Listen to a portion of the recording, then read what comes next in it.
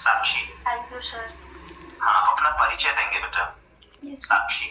जय हिंद एवरीवन, मैं साक्षी कुमारी BCA 4th semester की छात्रा हूँ। मुझे आप सभी लोगों के समक्ष युवा शक्ति बिहार की प्रगति जैसे मुख्य विषय पर बोलने का अवसर मिला है।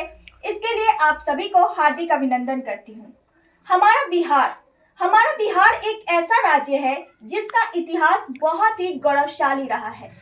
यह वह भूमि है जहां राजेंद्र प्रसाद जैसे महान नेता, यह वह भूमि है जहां चाणक्य जैसे महान गुरु का जन्म हुआ है। यह वह भूमि है जहां गौतम बुद्ध ने ज्ञान प्राप्त किया।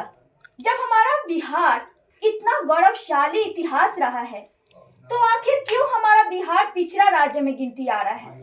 यह सवाल बहुत ही महत्वपूर्ण है।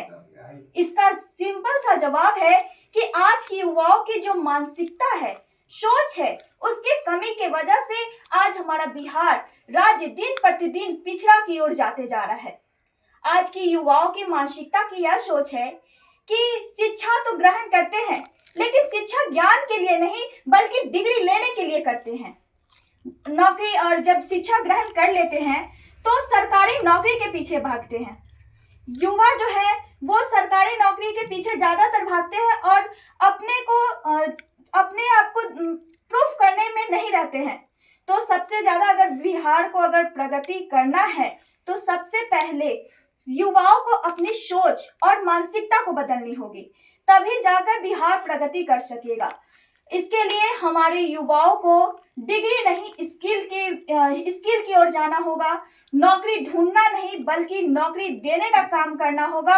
और जो दूसरे राज्य में जाकर जो काम करते हैं उसके बदले अपने बिहार में रहकर कुछ ऐसा रोजगार करना होगा कि जिससे हमारा बिहार जो है वो प्रगति की ओर बढ़ सके।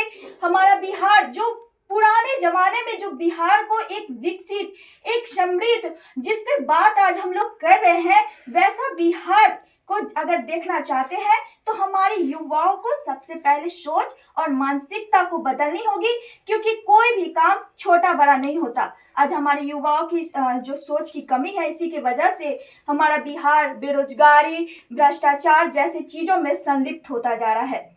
हमारे युवा ही वो ताकत है जिससे देश की दिशा और दशा दोनों बदल सकती है। इन्हीं चंद शब्दों के साथ मैं अपनी वाणी को विराम देती हूँ। बीसीए की है साक्षी और एक बीसीए की छात्रा है पल्लवी। इन दोनों को 18-18 मार्क्स है। साक्षी को ने जो फैक्ट प्रस्तुत किया उसमें 10 में 4 है। उनका जो स्टाइल था उसमें 10 में 6 है। उनकी शुद्धि जो भाषा शुद्धि है उसमें 10 में 5 था। और समय के अंदर बोलने के कारण इनको 3 मार्क्स मिला है।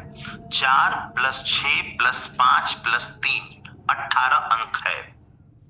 जहां तक पल्लवी का प्रश्न है, पल्लवी ने फैक्ट के मामला में साक्षी से ज्यादा बेहतर प्रस्तुति दिया।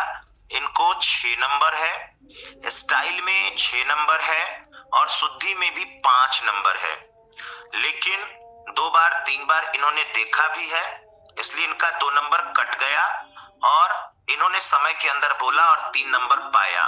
मतलब इन्होंने कुल 20 नंबर पाया था, लेकिन देखने के कारण 2 कटा, जिसके कारण ये साक्षी के साथ खड़ी हो गई।